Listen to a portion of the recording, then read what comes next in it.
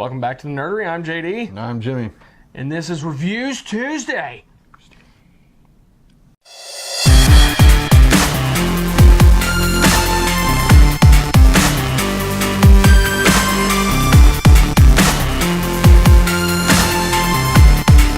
Now, Jimmy, I'm normally not this guy, or I try not to be, but I'm going to go ahead and try to go first so I can try to burn through these as fast as I can.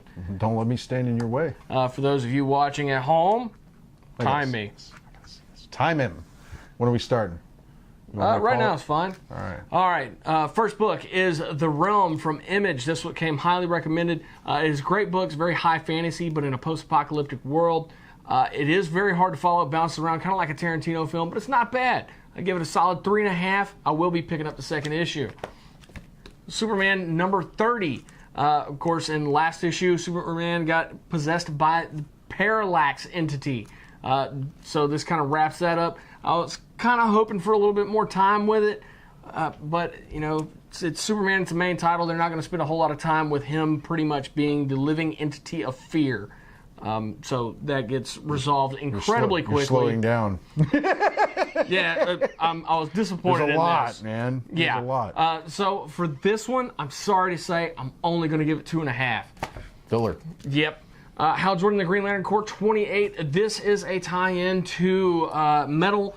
Highly recommend it. There's a whole lot of stuff going on with Hal Jordan and basically him going faster than any speedster can. Don't forget, tie into Metal. Yes. Almost couldn't do it. But he actually breaches a speed faster than what any speedster on Earth, Barry Allen, Wally West, Jay Garrick, he actually travels faster than any of them can, and some crazy stuff starts happening at that speed. Highly recommend this. 5 capes. Read it. Pick it up. All right. We have Stain from 451 Media. This is 5 of 5. Very last issue. I'm really sad to see this title end. It's very powerful, very emotional.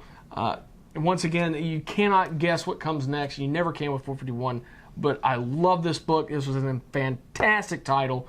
I'm really sad to see it go. I hope I see more. Crank that dude up to 11. I love it. Postal number 22. It's Isaac and Hill, man. It's great stuff. It never can go wrong with anything from Top Cow, especially when it comes to Postal.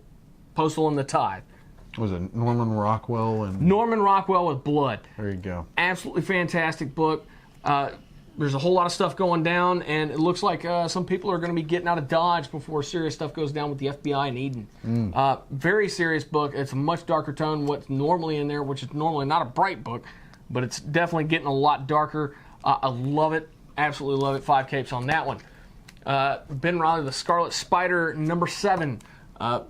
Crazy stuff been going on between Ben and his brother Kane, and it reaches a whole new level because we saw Kane essentially die in the last issue, and we find Lady Death is right there, and she's the reason.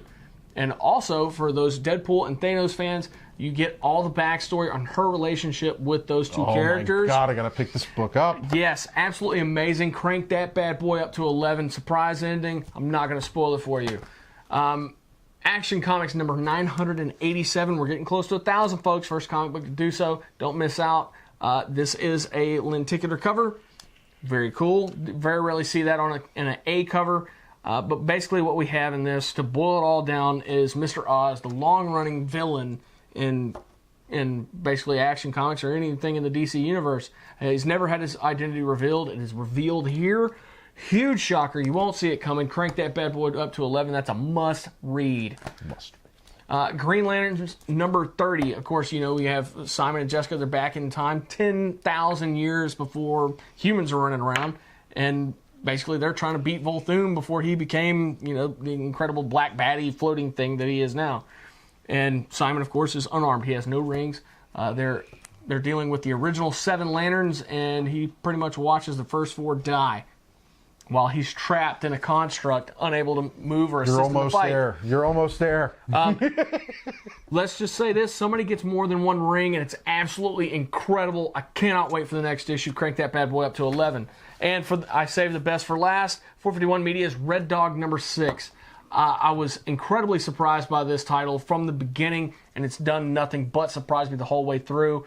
I just about cried in this book. I was shocked. I was stunned. I was amazed. If we had a rating higher than 11, I'd give it to it. Absolutely must-read title. I love it. I have never loved a title as much as I love this one. Absolutely awesome. Bar none. That was 5 minutes. Really? Yes. Congratulations, sir. You did a good job. How you like that? It's very nice. Sorry for the interruption, but it's time for our monthly giveaway. We got some cool stuff lined up. We've got the Batman Killing Joke book, the Joker, and Batman Funko Pops. Make sure you like, subscribe, follow, and comment in the comments. Say, I want this stuff now. But no, I've got, actually kind of ran the gamut here. I've got a 2-book review for Venomverse. I'll start with that. Got Venomverse 1 and Venomverse 2. So, I read this and it was an amazing book. I'm going to say if you want to see anything amazing happen with the symbiotes and, you know, bonding to different characters, especially if you've seen the covers that they've been putting out for the past couple of months, the Venomized character covers.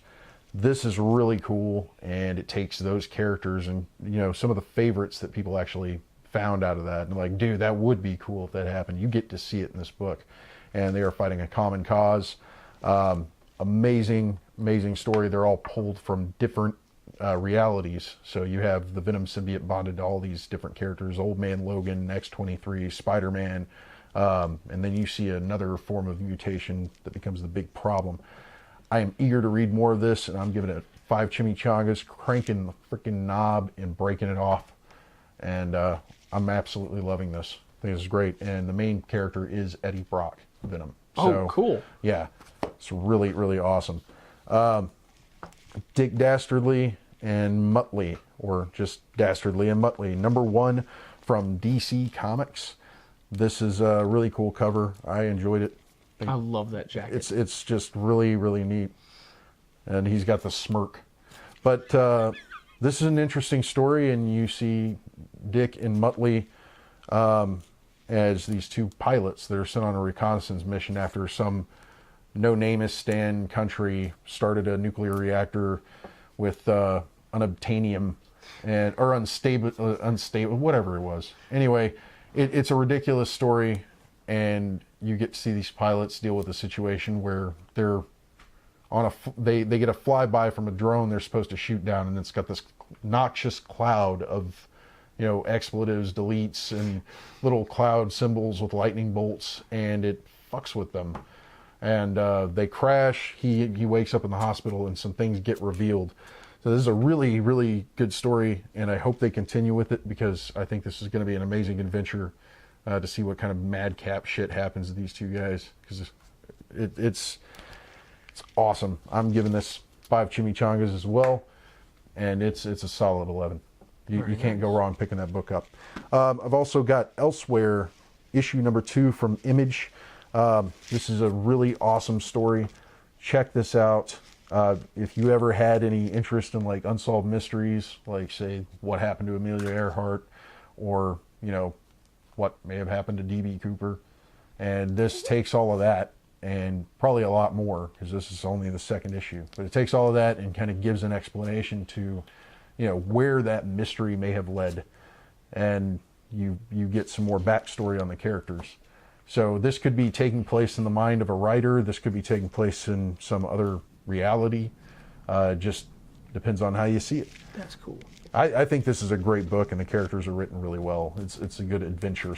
It's a good adventure story. It doesn't use any drastic themes to illustrate what's going on. It's you're getting to know the characters, and you're going through an adventure. That's pretty much it.